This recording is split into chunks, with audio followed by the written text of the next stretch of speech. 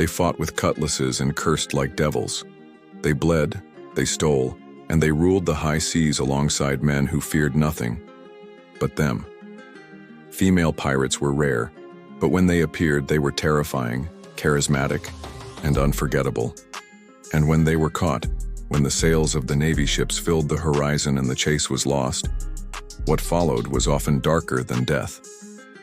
Their punishment wasn't just for piracy, it was for being women who dared to become monsters. Most pirates, when captured, were dragged in chains to some coastal port, tried swiftly, and hanged. That was the law, simple and brutal. But when a pirate in breeches turned out to be a woman, when the mask dropped, the shirt loosened, and a corset or a curve was revealed, it shocked the world. The courtrooms erupted in whispers. The executioners hesitated, and society had to reckon with a more horrifying question than piracy. What happens when a woman becomes something no one expected her to be? In 1720, in the sweltering heat of a Jamaican courtroom, two women stood before the judges, Mary Read and Anne Bonny, pirates of the ship Revenge. Both had fought under the command of the infamous Calico Jack Rackham. Both had disguised themselves as men. Both had taken prisoners at sword point, raided ships, and cursed any man who tried to touch them. When they were captured, the authorities expected to find a crew of desperate cutthroats. They didn't expect to find two women in breeches and blood. The trial was a spectacle. Mary and Anne made headlines across the Caribbean and England.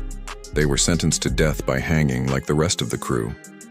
But in a last act of defiance, both women pleaded the belly. They were pregnant. And the law, even in its cruelty, did not hang unborn children. So they were sent to prison. Mary Read never left her cell. She died of a fever, possibly from childbirth or the damp stone rot that crept into the bones of every prisoner.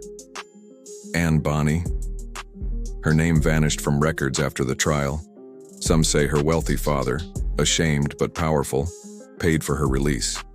Others claim she returned to piracy, this time under a new name. And others still whisper she lived a quiet life, haunted by what she'd seen, the ghosts of the sea never far from her dreams. But they were not alone. History hides many names beneath its waves. Women like Qing Shi, the Chinese pirate queen who commanded a fleet of hundreds of ships in the early 1800s. She was never captured. In fact, she was one of the rare few who negotiated a peaceful surrender, retired rich, and died comfortably in her bed. But she was the exception. Most female pirates met fates darker and crueler. When women were captured by the British or Spanish, they were not seen as warriors. They were seen as unnatural. A man could be forgiven for turning to piracy. It was desperation, greed, or war. But a woman who killed? A woman who commanded a ship, shouted orders, or dared to fight alongside men? That was blasphemy. Some were stripped publicly, their identities revealed in front of jeering crowds. Their crimes, robbery, murder, rebellion, were read aloud. But the real crime was always the same. They had stopped being women. And for that, there was no mercy. Many were hanged, and their bodies displayed in gibbets, metal cages where the dead swung in the wind, bones picked by birds. It was meant to be a warning. This is what happens to traitors. This is what happens to women who think they can be men. Others were imprisoned for life, sent to rot in crumbling jails or transported to labor colonies. In the French Caribbean, some female pirates were lashed publicly, their hair cut off, their names erased from ships' logs. In Spain, records tell of women who were burned as heretics for piracy because their defiance blurred into witchcraft in the eyes of the church. A few cooperated. When offered leniency, some betrayed their crews, gave up maps, stashes of gold, or names. These women were pardoned but never truly free. They were marked, watched, feared. Some became tavern owners, widows, or disappeared entirely. Their pasts whispered behind their backs like the sound of sails in the night. Then there were the silent ones. Some female pirates were never recorded at all. They were captured, discovered, and quietly executed. No trial, no newspaper, no songs. The authorities didn't want the world to know that women had dared to rise. that the myth of the fragile, obedient lady could be torn apart with a cutlass and a cannon. Their names were buried, their bodies dumped in the sea, the splash swallowed by silence. And yet some stories refused to die. In 1781, a British ship captured a notorious pirate crew in the Bahamas. Among them was a woman named Rachel Wall, one of the last confirmed female pirates in American history. She had sailed with her husband and crew, attacking merchant ships and vanishing into the mist. When caught, she confessed to robbery and piracy. She was sentenced to death by hanging. On the gallows, she reportedly said, "I've always been afraid of the sea. Yet I dared to face it more than I feared the law." She was 29. The law saw her as a criminal.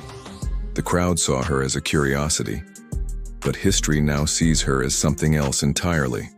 A rebel who, for a short time, ruled a world built to crush her. Because that is what piracy offered women. A taste of power in a world where they were expected to be silent. On land, they were maids, wives, or prostitutes. On sea, they could be anything: fighters, captains, legends. But once caught, the mask shattered. The world reminded them harshly what it thought of women who dared. And so the gallows waited. Wooden steps, a noose, a silence before the drop. The end for many, but not for all. Some escaped through bribes, some through luck, some through lies.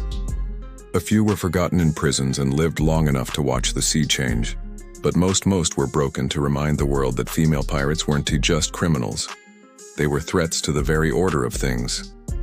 Yet, if you listen closely, the sea still carries their names. In waves that crash against forgotten islands. In whispers through old shipwrecks. In stories that refuse to sink. They were women who dared to live free, who fought, who bled, who loved the wind in their hair and the salt in their lungs. And though the world tried to silence them, they never truly went quiet.